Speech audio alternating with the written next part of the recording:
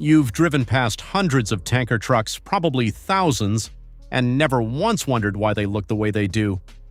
Why is the tank round? Why not rectangular? Rectangles stack, rectangles fit in warehouses, rectangles make sense for every other truck on the road. Why not a cube? Cubes actually hold more volume with the same amount of material, so why does every tanker across every country, company, and decade use the exact same shape? Is it cheaper, stronger, safer? And why does this same answer also explain your coffee thermos, beer keg, scuba tank, the plane you flew in last summer, and the batteries in your TV remote right now? A tanker truck is, at its most basic, a container on wheels. That sounds boring, but here's what's actually happening. Every time one of those silver cylinders rolls past you on the highway, it's carrying up to 11,000 gallons of liquid at 70 miles per hour. 1 gallon of diesel weighs about 7 pounds. Multiply that by 11,000, and you get about 77,000 pounds of liquid that is very much alive inside that shell, sloshing, shifting, surging with every turn, lane change, and hard brake. That's the weight of about 25 full-grown elephants, all moving independently inside a metal shell on a highway. That liquid wants to tip the truck over. The shape of the tank is the truck's answer to that problem, and round wins every time. But why does round win? Here's what most people assume. The tank is round because it's always been that way, or because a round shape holds more liquid. Neither of those are the real reason, and here's the part that might make you feel a bit tricked. A rectangular tank actually holds more volume with the same amount of metal. If the goal was just to carry the most liquid possible, engineers would have switched to rectangular tanks long ago. They're easier to weld, easier to stack, and easier to load onto a frame, but they didn't switch. And that's the clue. The shape isn't about holding more, it's about surviving the job of holding anything at all. When liquid pushes on a wall, it pushes in all directions equally. That's just how pressure works. It doesn't pick a direction. It spreads out and pushes on everything it touches. Now imagine that pressure hitting a flat wall with sharp corners. The force doesn't spread evenly across the entire surface. It stacks up hardest at the weakest points, which are the edges and corners. Those spots carry way more stress than the flat middle section. Under enough load, or just enough time, that's exactly where things crack and fail. A curved wall changes everything. Pressure hits the curve and is sent smoothly around the surface, spreading the load equally across every inch, with no corner to concentrate on and no weak point to attack. Think about squeezing a pillow by pinching its corners hard versus wrapping your arms around it in a full hug. The pinch tears the seams because all the force goes to one spot. The hug holds everything together because the force is shared across the whole surface. A cylinder is the hug, a box is the pinch, and because pressure is shared so evenly across a round shape, you actually need less metal to safely hold the same load. This means a round tank is not just stronger than a square one. It also costs less steel to build. Same shape, 2 wins for the price of 1. But here's where it gets crazy. The pressure problem is only half the story. There's a second problem the round shape solves, and this is the one that actually flips trucks. When a tanker brakes hard, the liquid inside doesn't stop when the truck stops. It keeps moving forward because that's what physics demands. In a rectangular tank, all that moving liquid hits the flat front wall at the exact same moment, like a full wave slamming into a cliff all at once. That's a sudden, massive force hitting one flat spot. It pushes against the truck's braking, throws weight forward, and on a curve it can tip the whole rig sideways. But in a cylinder, the curved wall redirects that surge. The liquid rolls up the curve and gradually eases back down. Like water in a bowl, you tilt slowly and then bring it back level. The energy gets spread out over time instead of arriving all at once as one brutal impact. This is the part everyone misses.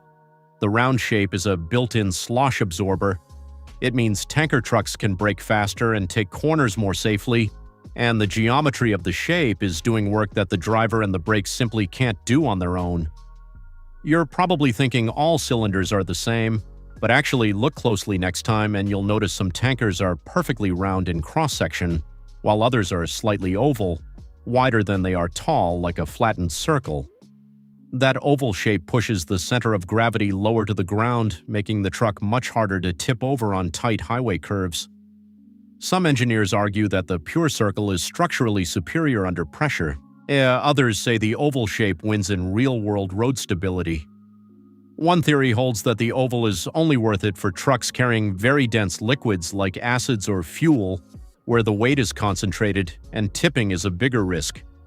Both designs are used around the world, and both are still fundamentally cylinders at heart. Now compare that to the big rectangular shipping containers you see stacked on cargo ships and freight trains. Those are square and rectangular because they carry solid cargo, boxes, machines, packaged goods, furniture. Solid stuff doesn't slosh. It doesn't surge into a wall when the train breaks. There's no moving pressure problem to solve. So the rectangular shape works perfectly fine. The shape of any container is always the answer to one specific question: what's actually happening inside it while it moves? This shape isn't new. It wasn't invented for trucks or factories or even the industrial age. The story goes back much further than you'd expect. Long before tanker trucks existed and people were transporting liquids in wooden barrels, the reason for the round shape was the same. The curved wooden staves distribute pressure evenly around the entire structure, preventing the barrel from bursting. Ancient Romans used cylindrical barrels to transport wine across their empire. Sailors relied on them to carry drinking water and whale oil during ocean voyages that lasted months, enduring rough seas that tested every joint. The barrel may be humanity's oldest real pressure container, and it existed thousands of years before anyone understood the physics behind why it worked. And then came the Industrial Revolution and steam boilers in the early 1800s. Engineers initially built rectangular boilers because flat walls seemed simpler and cheaper to construct. However, these rectangular boilers kept exploding, always at the corners, always at the edges, exactly where pressure naturally built up. After enough catastrophic failures and fatalities, engineers switched to cylindrical boilers, and then the explosions stopped. By the time the American oil industry began expanding rapidly in the 1860s in the Pennsylvania oil fields, that lesson was well learned and firmly remembered.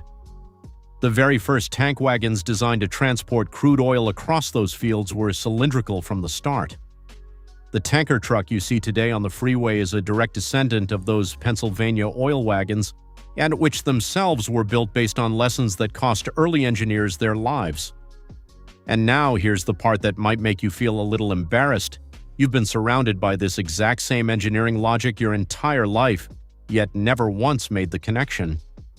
Beer kegs are round because they hold liquid under CO2 pressure, and a flat-walled keg would fail at the seams. Same pressure problem, just smaller and colder. Scuba tanks are perfect cylinders because they store compressed air at up to 3,000 pounds per square inch, and no corner or edge could withstand that pressure for long without cracking.